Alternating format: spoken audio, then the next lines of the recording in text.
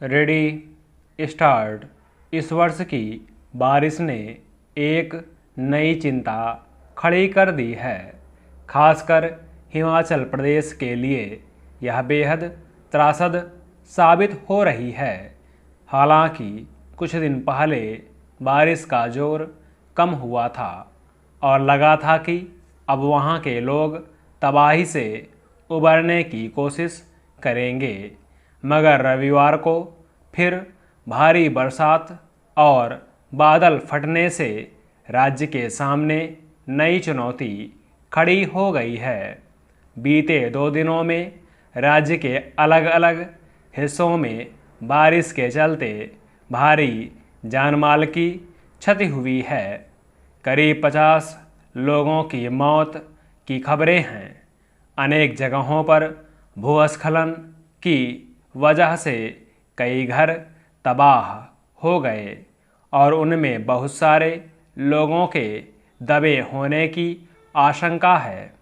शिमला के समरहिल इलाके में हुए भूस्खलन की चपेट में एक मंदिर आ गया, जिसमें उस समय काफ़ी लोग जमा थे। कईयों की जान चली गई और कई मलबे में दब गए। इसी तरह मंडी और सोलन में बादल फटने और कई अन्य इलाकों में भूस्खलन की वजह से घर ढह जाने से भी भारी तबाही हुई है।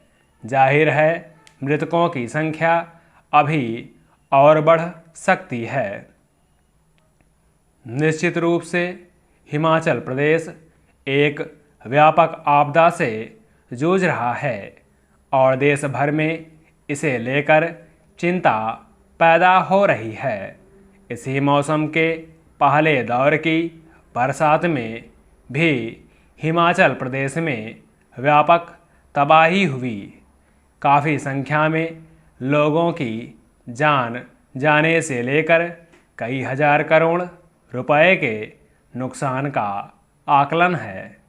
यूँ यह मौसम हर वर्ष ही पहाड़ी राज्यों के लिए बेहद संवेदनशील और खतरनाक साबित होता रहा है और लोग आमतौर पर इसका सामना करने के लिए तैयार रहते हैं।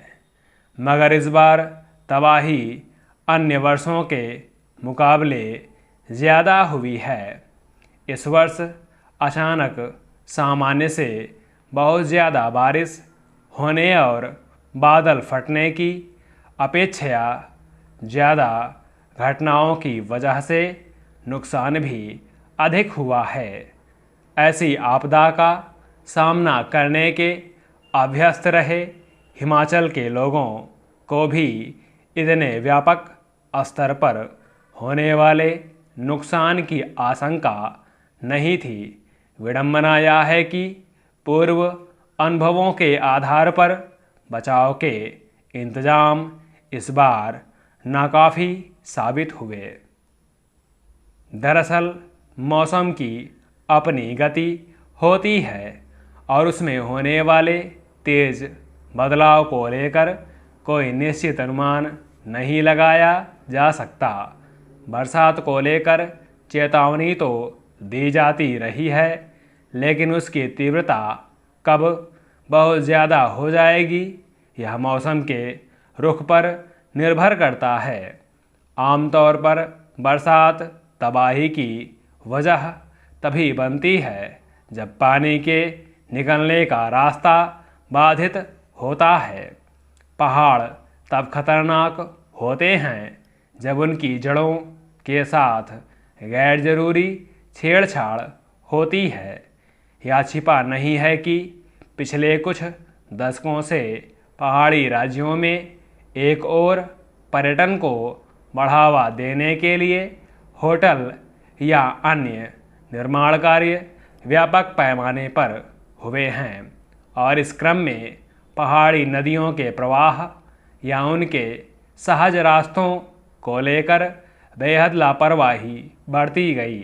दूसरी ओर आवाजाही को सुगम बनाने के नाम पर पहाड़ों को काटकर सड़कों को चौड़ा करने की योजनाओं ने भूस्खलन के खतरों को कई गुना बढ़ा दिया है।